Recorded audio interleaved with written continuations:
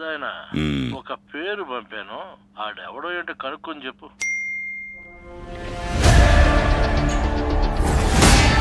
చేయలేదుగా.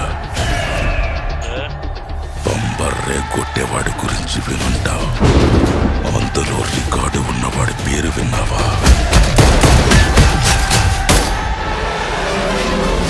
అతని దళపతి. ముట్టుకోకు, మొక్కలు చేసేస్తాడు. అంతమందిని కొట్టావే, నువ్వు సూపర్ మ్యానా?